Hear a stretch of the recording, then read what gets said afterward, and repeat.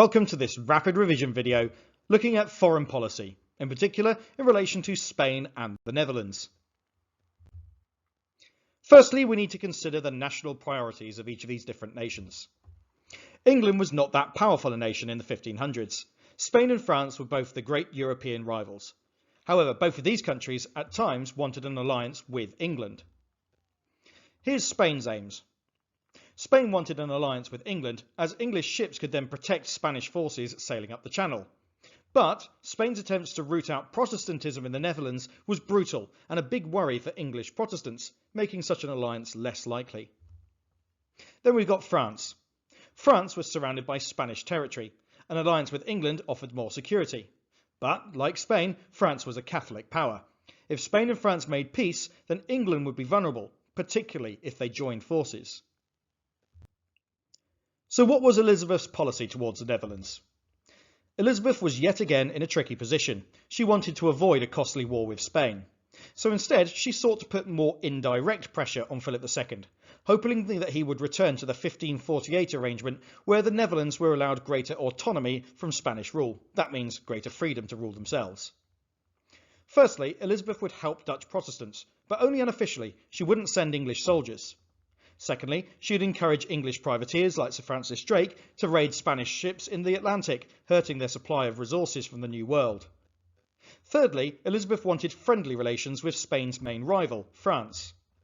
And fourthly, she would encourage other nations to send forces to the Netherlands to fight the Spanish.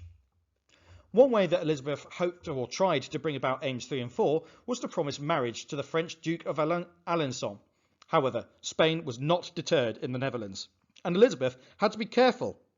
She had to ensure that France didn't actually conquer the Netherlands for itself. After all, France was also a major Catholic power. In 1576, there were two events that suggested that Elizabeth was on the brink of achieving those aims regarding Spain and the Netherlands. The first was the horrific Spanish Fury. Wars are expensive, and in 1576, Spain's government in the Netherlands was actually bankrupt. After months without pay, Spanish forces finally mutinied and started to disobey orders. They rampaged through the Netherlands until they sacked the city of Antwerp, killing thousands of people. This was a truly horrific war crime, and all it did was unite Dutch resistance against the Spanish. As a result of this, the Catholic and Protestant provinces of the Netherlands put aside their religious differences and they agreed to what they called the pacification of Ghent. This demanded the removal of all Spanish troops from the Netherlands and the end of anti-Protestant persecution and the restoration of political autonomy or freedom from Spain. Elizabeth saw the chance. She enthusiastically supported the rebels with a £100,000 loan and promised troops. In February 1577, Philip II's brother, Don Juan, agreed to these terms. But it wasn't going to last. Some historians have occasionally accused Elizabeth of hesitating at bad times, and here her reputation has harmed English hopes in the Netherlands.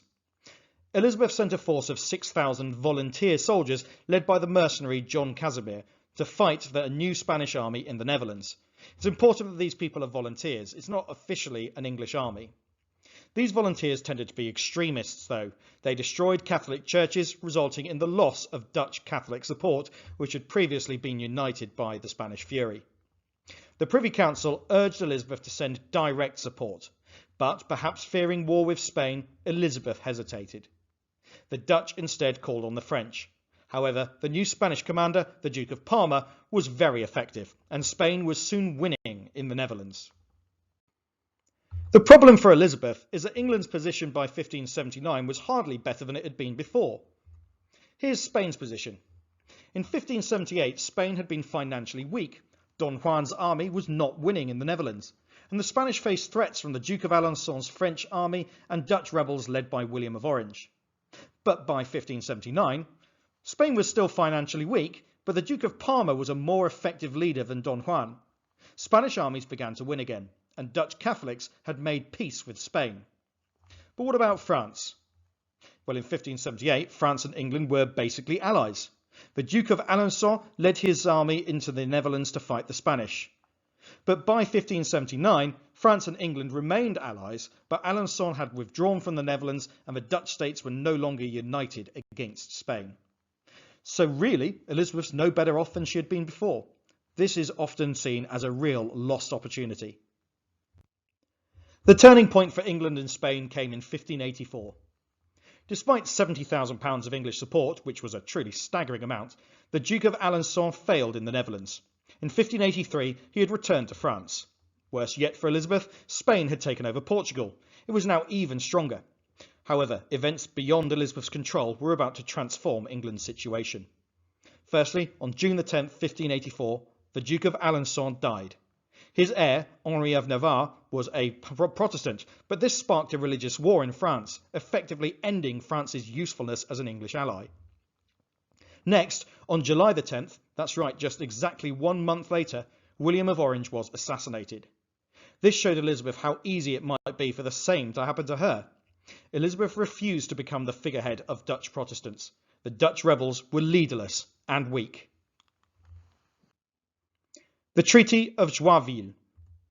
Despite long debates by Elizabeth's Privy Council, England's position towards her European neighbours, France and Spain, was basically made up for her. At the end of 1584, the French Catholic League, who had opposed Henri of Navarre, signed the Treaty of Joinville. This secured Spanish help against the French Protestants. Shortly after, in 1585, the King of France sided with the Catholic League and pledged to rid France of heresy, in other words Protestantism, that was against the Catholic Church. In real terms, this meant that France and Spain were now Catholic allies, and by extension, allies against England. England's hope of a strong Protestant ally in the Netherlands was now in tatters. Consider this interpretation by historian John Warren. Nothing Elizabeth had done had contributed towards a successful resolution in the Netherlands in line with English interests. Instead, she had managed to alienate Spain without earning the trust of the Netherlands. The unhappy prospect of a complete Spanish victory loomed. England had sought to ally with France and support Dutch rebels in their fight against Spain. And in 1576, the Spanish fury prompted the pacification of Ghent and the prospect of a Dutch victory. Elizabeth's alliance to the Duke of Alençon also promised to strengthen the enemies of Spain. But it was not to be. The Dutch Catholics made peace with Spain in response to English volunteers' attacks on churches. The Duke of Alençon died, leading to religious turmoil in France. And the Treaty of Joinville laid the foundations for a French and Spanish Catholic alliance. England was out of friends and was Spain's next target. Does this support the interpretation? Why not leave a comment giving your thoughts just below this video? That's the end of it though, so thanks very much for watching. I hope it's been useful, and if it has, please like the video and subscribe to the channel. Thanks and goodbye.